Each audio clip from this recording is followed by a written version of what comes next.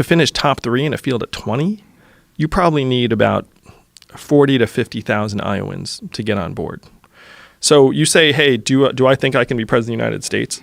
The threshold question is this: can I get 40 to 50,000 Iowans on board with the idea that them and their family members getting $1,000 a month is a good idea, that would actually help improve their lives? Well, I'm sure it would help improve their lives, and I'm sure they would agree with you. The question is, what are the other things? See, I don't think most people are aware that this is coming.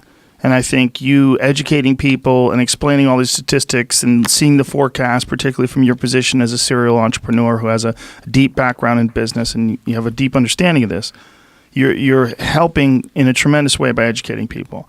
But I think most people have, it may be illogically, but they have different concerns.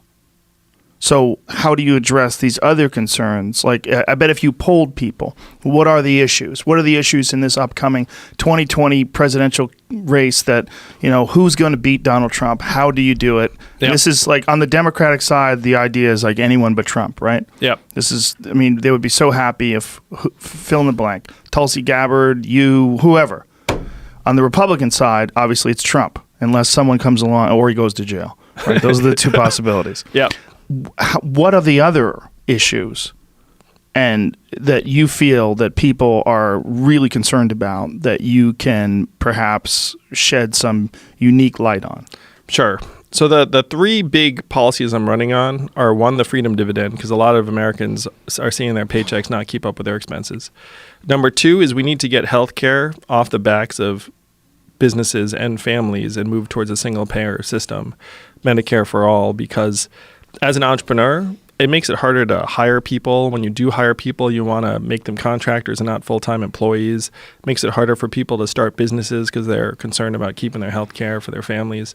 So we got to get health care off the backs of businesses and families and try and make the economy more dynamic. And we spend twice as much on health care as other countries do to worse results. Like right now we're in like the worst of all worlds. And the third thing is...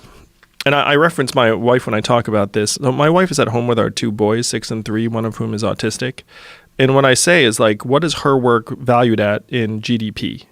And then people think about it and they're like, I don't know. And I'm like, 0, because GDP like doesn't consider that actual economic contribution. And then I say, we have to actually evolve from GDP as a measuring stick. Because it actually doesn't work for us. It's almost 100 years old. We made it up during the Great Depression.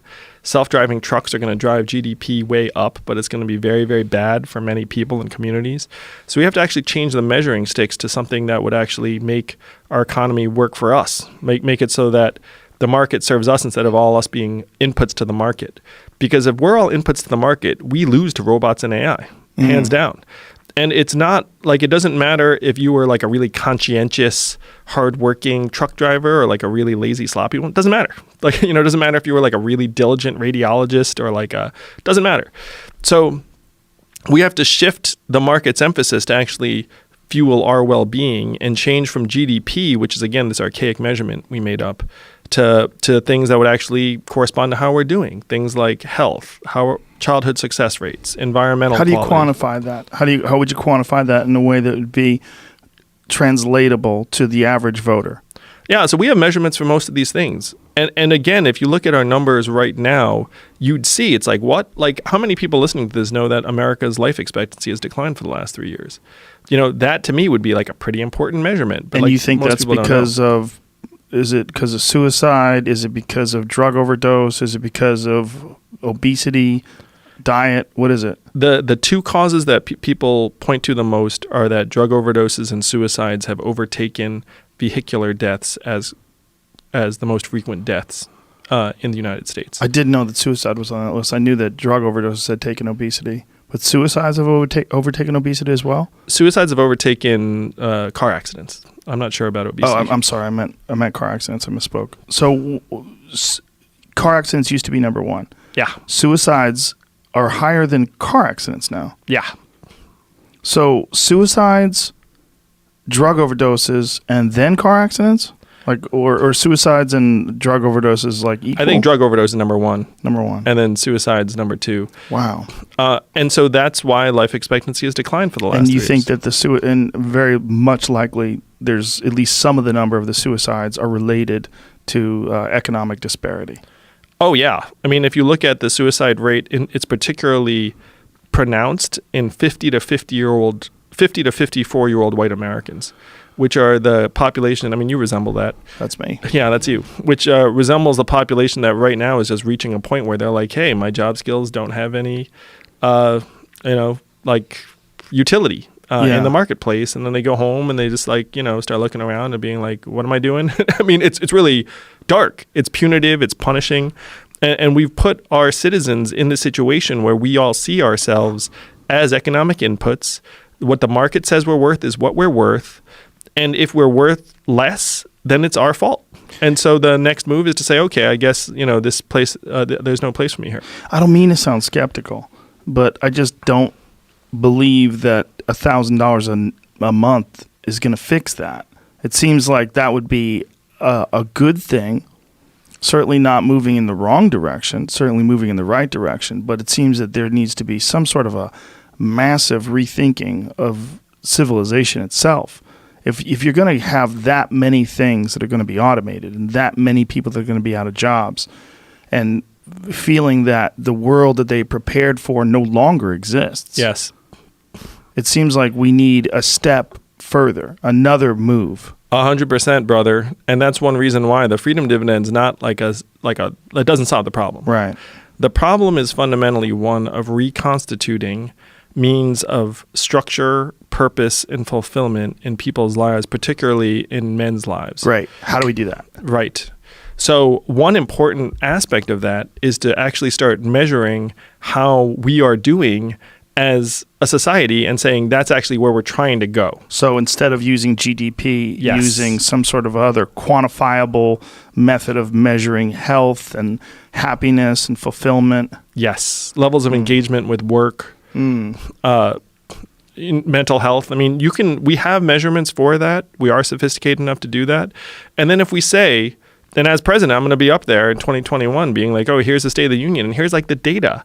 And then we're going to say, what we're going to try and do? We're actually going to try and move those measurements in the right direction. So let's try and get drug overdoses down by 50% in 2 years. Let's try and get our mental health up a little bit, like in these ways, and then make it so that that person who's at home being like, okay, like there's not a job for me.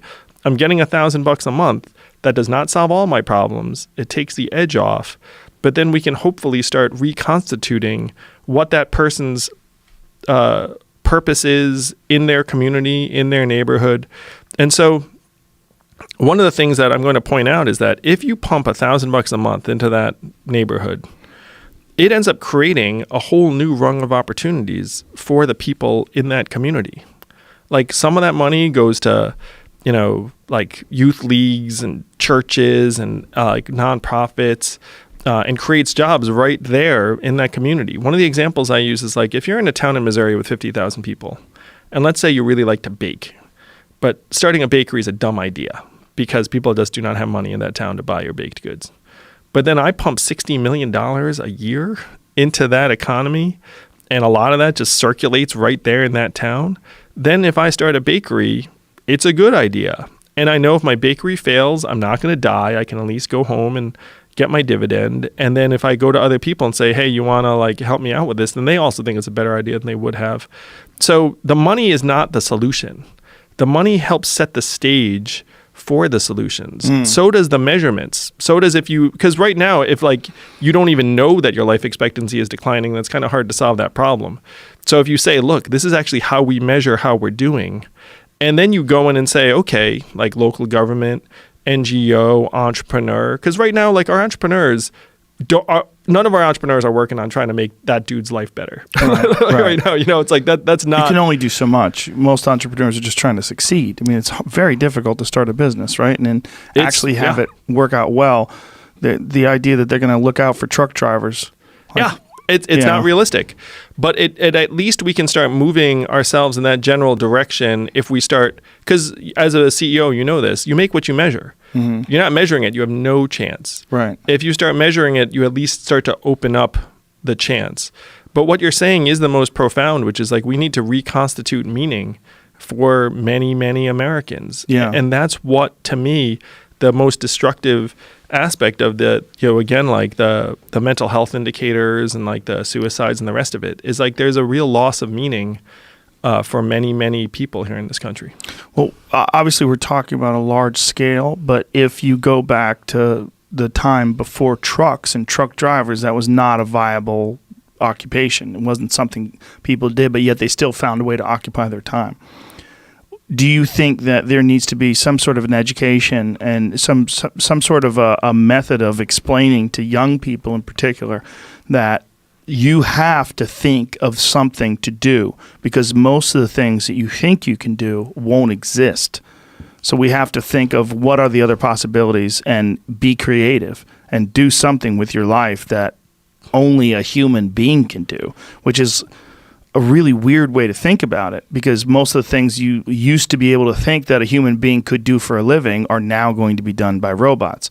But I think there's a giant gap between the understanding that you have and the understanding that the average person has. And this could be a real problem in trying to expand this platform. Well, we have to inform people. I got to tell you, though, Joe, when I say this to people, they're like, that makes perfect sense. Yeah, it does make perfect sense. That's what's scary about it.